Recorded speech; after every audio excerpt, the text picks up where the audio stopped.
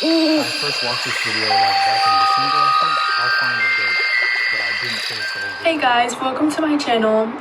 So this is my first video, and I just want to first start off by introducing myself. My name is Kyayla, and I made this channel basically just to help beginners. I'm a beginner myself, so I just feel like the tips that I can give and questions I can answer will help a lot of people and kind of document my journey of my spirituality and just basically share tips. This is going to be like a Q&A. I have my computer over here, and I have a list of different things I'm going to be talking about. So just to help me stay on track, because I like to ramble and talk, and I will just get on to different things. So this video will probably have a part 2, just because there's a lot of stuff that I'm going to be covering in this video, and I don't want it to be too long, but I want it to be helpful. So yeah, we're just gonna start the video. Okay, so the first thing I'm going to be talking about in this video is just giving you guys some tips for beginners who want to start getting into spirituality and things like that. So first thing, do your research. This is a big part of things. Do your research.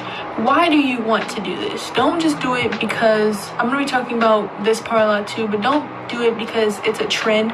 I guess right now spirituality is becoming a trend, and I don't know what people are thinking, or just please do your research and really think, why do I want to do this? Also be prepared for, you know, the things that come with spirituality. Not everyone does the same things. So it's not like there's one specific thing or a book of rules that you need to stick by, but there are some things that, you know, you need to be prepared about and do your research about. I need to take it seriously, because spirituality is a real thing. It's not something that people are, like I'm saying, it's not a trend. Okay? Sorry, my phone is falling.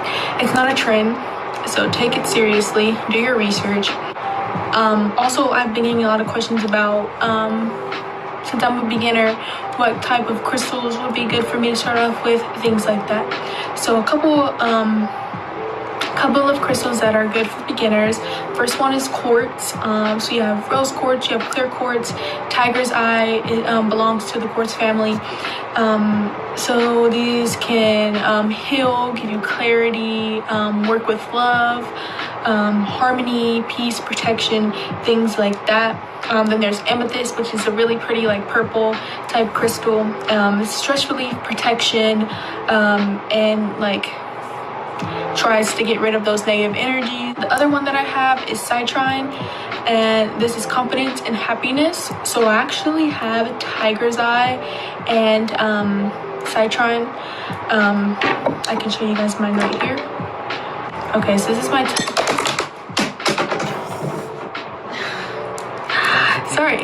this is my tiger's eye. Really pretty. I love tiger's eye. And then this is my citrine. I hope I'm pronouncing it right, because I don't know, some of these crystals are really hard. Like, I have a couple crystals here that are so hard to say, and I don't know how to say them. So I think that's how you pronounce it, is citrine, but super pretty. People have asked me, how do I know that a crystal is good for me, or how do I find crystals that are helpful? So again, that comes with research. What do you think you need help with? What do you think you could use, you know, guidance from on a day-to-day basis? So like for me, like I said, tiger's eye is for like protection, determination. So just like I said, I need to stay determined and, you know, think about things that I want and how am I going to pursue them. Trying confidence and happiness. I've been trying to work on being more happy, because lately I've been struggling, or not lately, but just these past few years, I've been really struggling with that. And confidence, been lacking a lot of confidence. So just things that you feel like you may need help with. look for those qualities in your crystals, and so that you will be able to connect with them. Because if it's something that you're like, if you're just getting a crystal because you think it's pretty, I mean, cool, but really get the crystal for a purpose. Have a reason behind why you want this crystal or why you have it. I say a lot. I'm sorry, guys. I apologize for that. Do not work with more than 3 crystals at a time. And what I mean is you can walk around. This is not really a rule, but it is a rule. So I can walk around with as many crystals I want in my pocket. That's just if I want to, if you want to.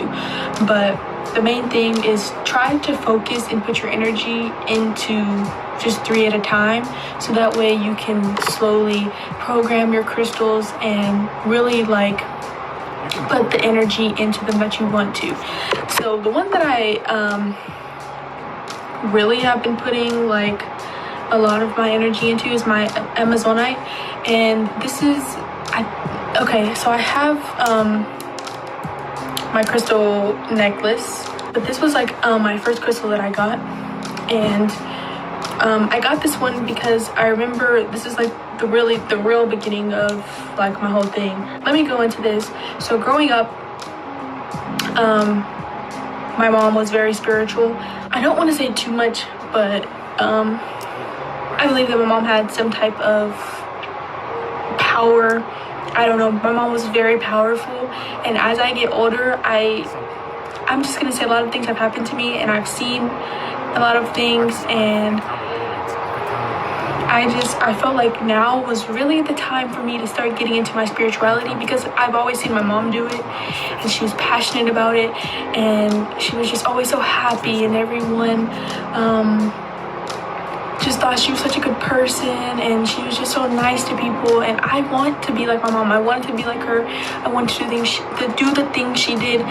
And my mom's a whore. So yeah, this is my first crystal that I got, and I remember I watched a video of this woman talking about how, if you're ready to take that step, and to get into spirituality, this was a great stone or crystal to start off with. This stone is really good for relationships with people, whether that be friendship, romantic. It allows you to express yourself, good communication. So if you're lacking on that, good for setting boundaries, releasing emotional grief, release the feeling of you needing to suffer. And all of these were really good things that I needed to learn and that I needed to heal.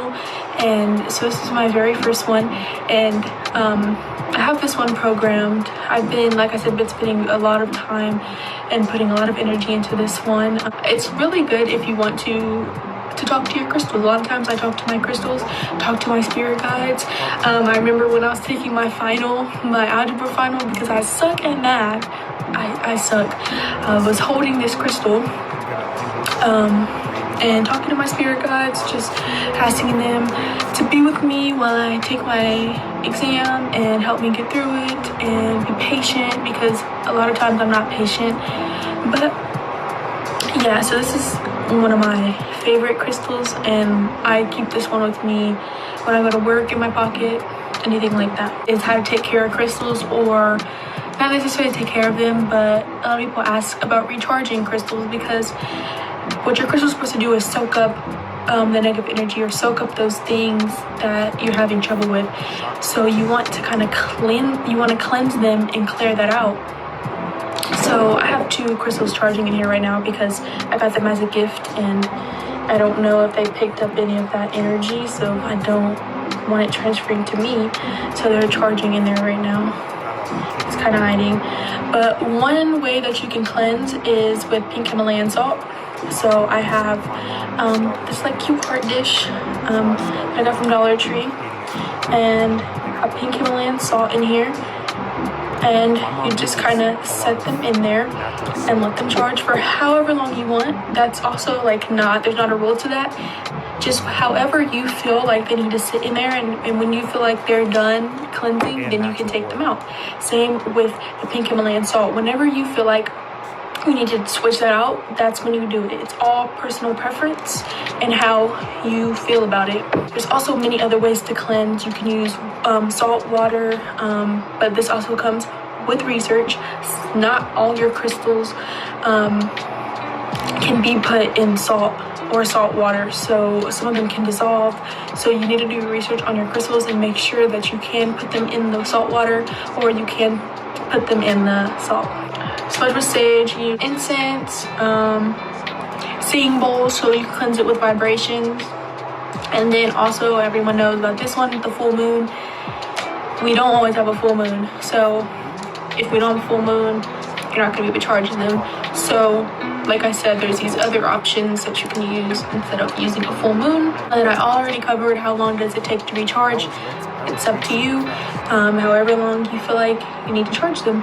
I'm gonna get more into burning sage and things like that, because like I've said, a lot of people have turned this into like a trend and type thing. So I'm gonna educate you guys a little bit. So basically, burning sage came from Native American or indigenous people and their culture. So me, I am a Native American woman. My mom was a Native American woman. My brother's Native American. So like I said, growing up in my house, my mom would burn sage and did many of these practices. So in Native American culture, burning sage was used more as a medicine. So they used it for constipation, pregnancies, headaches, sore throat, anxiety, things like that. It was used for medicine. Now we kind of just look at it as cleansing negative energies out of your house, and that's not what it really was used for back then. It was used for cleansing, but more of like as spiritual ceremonies. They would use to clarify or purify, cleanse, and just pray. You guys have heard of it, but there's also things called smudging. So you can smudge without burning sage, and you can burn sage without smudging. So smudge is really used for praying. What sage was commonly used, sorry, I can't talk, was white sage. So I have white sage right here. And like I said, it was used at spiritual ceremonies to purify, cleanse, things like that. Okay, so I have my sage here, and it's in a abalone shell. And basically, I'm sorry, I got a whiff of it. It smells good. I love the smell of sage. Okay, so basically, I have sage in my this is just, you can just use this to hold your sage, or usually people used to put their sage out on here because you don't want, when you're burning sage, you don't want to wet it when you're done using it, because that can like cause it to not burn right whenever you go to relight it again, and then it's just gonna burn all weird. So usually you get one of these shells and you can just press it in there when you're done to put it out. Where I've got my incense from, or just what kind of incense do I use? So this one I got from Mystic Mist. Smells so good. So those are those ones. But growing up, my mom always used the same brand, and she always used the Ganesh sticks. Quite a bit of those ones. My favorite ones are the blue ones, as you see. And then I have Dragon's Blood. I have Honeysuckle. And you can get these from Walmart, I think. Seen Sage and Five Below. Just places like that. And it's like, really, I've also seen like crystal kits in Five Below and things like that. And make sure your crystals are sourced, like they're from a legit place, because a lot of them are like handmade, and they're not gonna serve purpose that you want them to. And the sage of Five Below, don't buy, please don't buy all of this stuff from places like that, because more than likely it's not gonna serve the purpose that it's meant to serve. And at that point, it's just being disrespectful that you're buying things like that from a cheap store like Five Below, or them just selling it to you because they think it's a trend. So that's all that I'm going to answer in this video. If you want to know more, my next video I'm going to be talking more about manifestation, shadow work, things like that. Just go a little bit on manifestation. I have a journal that I write in almost every day, giving myself just affirmations, and if I'm wanting to manifest something and I want to write it down, I put it in here. But I'll go more into depth in another video about those type of things. But if you enjoyed this video, if you have any questions, or you want to give me any tips, because like I said, I'm a beginner as well. I started not too long ago on my spiritual journey. So if you are watching this and you have more knowledge than me, please, I'm really willing to learn any more or new info that you have for me. And that's about it.